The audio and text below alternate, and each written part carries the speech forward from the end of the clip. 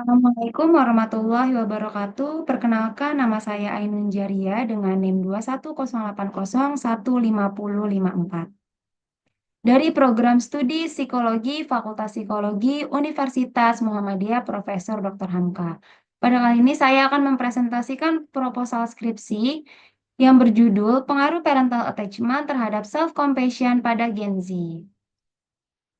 Selanjutnya, terdapat daftar isi yang terdiri dari latar belakang, tujuan penelitian, manfaat penelitian, landasan teori, hipotesis, metode penelitian, hasil, dan juga kesimpulan.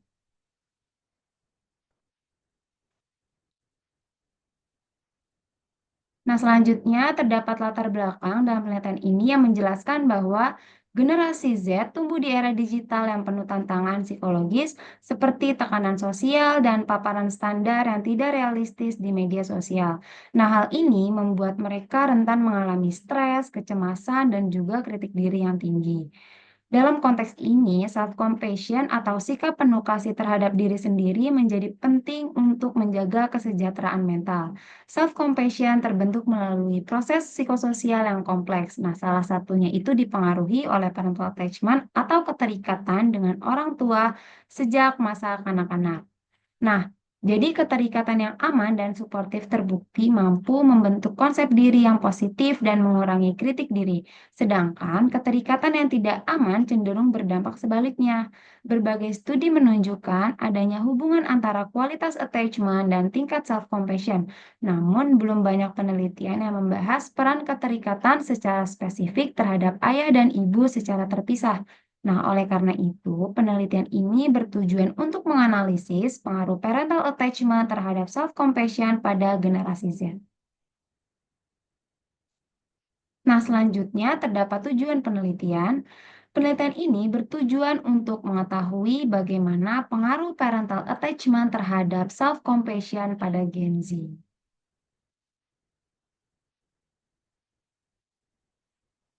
Nah, selanjutnya terdapat manfaat penelitian yang terdiri dari yang pertama, manfaat teoritis. Penelitian ini diharapkan dapat memberikan sumbangan referensi terkait pengaruh parental attachment terhadap self-compassion pada Gen Z. Yang kedua, manfaat praktis. Penelitian ini diharapkan dapat memberikan wawasan yang bermanfaat bagi orang tua dan pendidik untuk mengembangkan pendekatan pengasuhan yang lebih positif untuk mendukung perkembangan self-compassion Gen Z, nah sehingga dapat menjaga kesehatan mental di segala situasi yang ada. Selain itu, bagi instansi selanjutnya, diharapkan dapat mengembangkan penelitian ini lebih lanjut lagi mengenai pengaruh parental attachment terhadap self-compassion pada Gen Z. Nah, selanjutnya terdapat landasan teori. Yang pertama ada self-compassion. Menurut NIF tahun 2003, self-compassion adalah individu yang menghadapi rasa sakitnya sendiri dan peka terhadap dirinya, memahami kegagalan dan kekurangannya, serta menerima bahwa pengalaman negatif yang dialaminya adalah bagian dari sebuah kehidupan yang dialami oleh setiap manusia. Jadi, self-compassion ini memiliki 6 dimensi, yaitu mengasihi diri, menghakimi diri, kemanusiaan universal, isolasi, mindfulness, dan over-identifikasi. Individu yang memiliki self-compassion mampu memperlakukan dirinya dengan kelembutan saat menghadapi penderitaan. Ia menyadari bahwa kesulitan dan kegagalan adalah bagian dari pengalaman manusia yang universal. Nah, jadi mampu menghadapi emosi negatif dengan kesadaran yang jernih tanpa menghindar atau menghakimi secara berlebihan.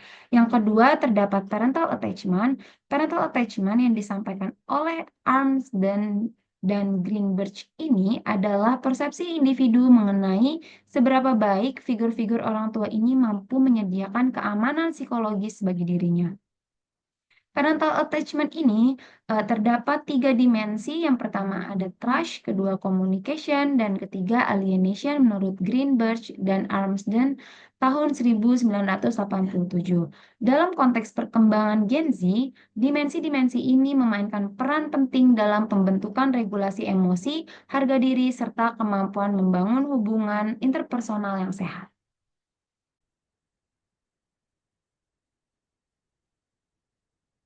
Nah, selanjutnya dapat dijelaskan juga bahwa terdapat keterkaitan yang erat antara parental attachment dan juga self-compassion.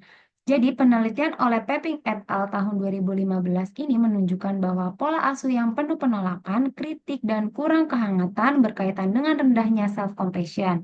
Sebaliknya, pola asuh yang hangat mampu membentuk rasa aman dan keyakinan bahwa diri layak menerima kasih sayang yang pada akhirnya ini memperkuat self-compassion. Nah, selanjutnya, menurut Bropi et al. Tahun 2020 mengungkapkan bahwa attachment yang positif dengan pola asuh yang responsif berkaitan dengan tingkat self-compassion yang tinggi.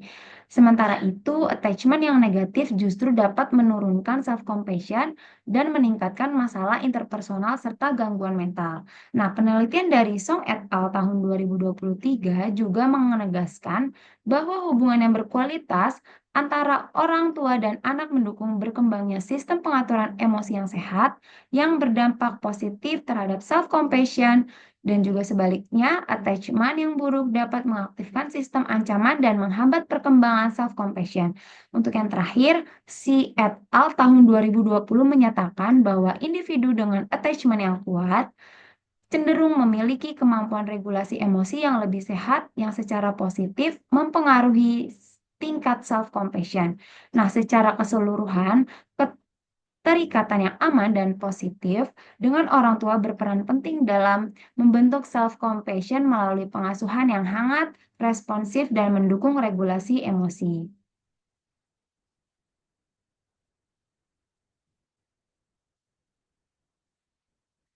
Nah, untuk selanjutnya terdapat hipotesis dalam penelitian ini untuk H1 adanya pengaruh antara parental attachment terhadap self-compassion pada Gen Z. Untuk HO tidak adanya pengaruh antara parental attachment terhadap self-compassion pada Gen Z.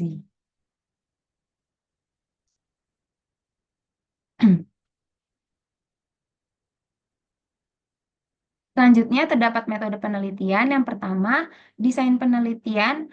Penelitian ini dilakukan dengan menggunakan tipe penelitian kuantitatif dengan pendekatan korelasional. Yang kedua, terdapat variabel penelitian. Dalam penelitian ini, variabel yang diteliti terdiri dari dua jenis, variabel terikat. Dependent variable adalah self-compassion. Sementara itu, variabel bebas atau independent variable adalah parental attachment.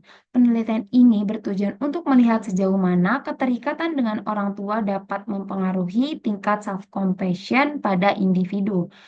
Nah, selanjutnya terdapat definisi operasional yang dimana parental attachment diukur menggunakan Inventory of Parent and Peer Attachment atau biasa disingkat dengan IPPA yang dikembangkan oleh Armstrong dan Greenberg tahun 2009 dan juga terdapat 3 dimensi yang diukur, yaitu kepercayaan, komunikasi, dan keterasingan. Selain itu, pada penelitian ini, self-compassion diukur menggunakan self-compassion scale yang dikembangkan oleh NIF tahun 2003.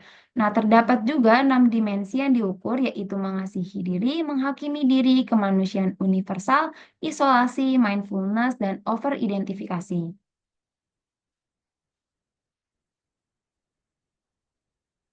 Nah, selanjutnya, terdapat populasi dan sampel. Populasi yang digunakan dalam penelitian ini yaitu Gen Z berusia 13 sampai 28 tahun. Kriteria penetapan sampel yaitu yang pertama ada Gen Z berusia 13 sampai 28 tahun, yang kedua laki-laki maupun perempuan, yang ketiga memiliki hubungan dengan setidaknya salah satu orang tua ataupun wali.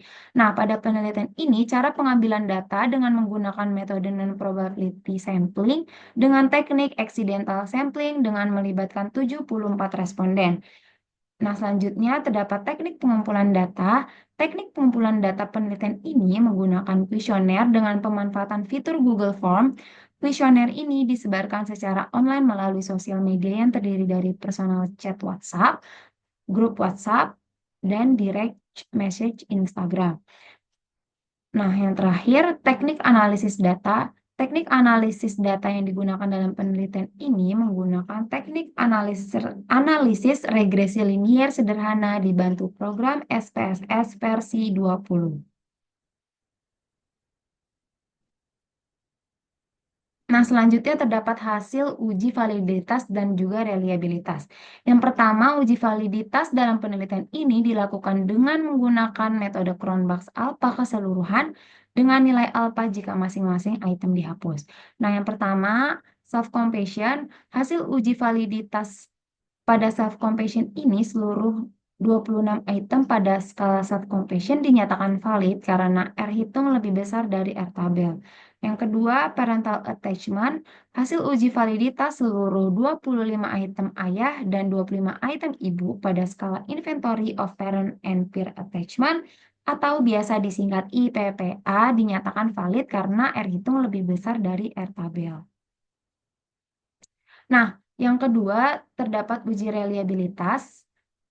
Parental attachment, hasil uji reliabilitas pada parental attachment menunjukkan nilai Cronbach's alpha sebesar 0,831 yang berarti alat ukur ini memiliki tingkat konsistensi internal yang sangat baik. Nah, yang kedua terdapat self-compassion, hasil uji reliabilitas pada self-compassion memperoleh nilai Cronbach's alpha sebesar 0,802 yang juga alat ukur ini menunjukkan reliabilitas yang tinggi. Nah, selanjutnya terdapat hasil uji regression analysis. Berdasarkan hasil analisis regresi, diketahui bahwa parental attachment berkontribusi sebesar 8% terhadap self-compassion, sementara 92%-nya ini dipengaruhi oleh faktor lain. Hasil uji parsial menunjukkan bahwa parental attachment memiliki pengaruh yang signifikan terhadap self-compassion dengan nilai signifikan sebesar 0,016 lebih kecil dari 0,05. Nah, dalam hal ini menunjukkan bahwa semakin baik keterikatan dengan orang tua, maka semakin tinggi tingkat self compassion individu. Nah, di sebelahnya terdapat lampiran hasil dari regression analysis, terdapat model summary dan koefisien.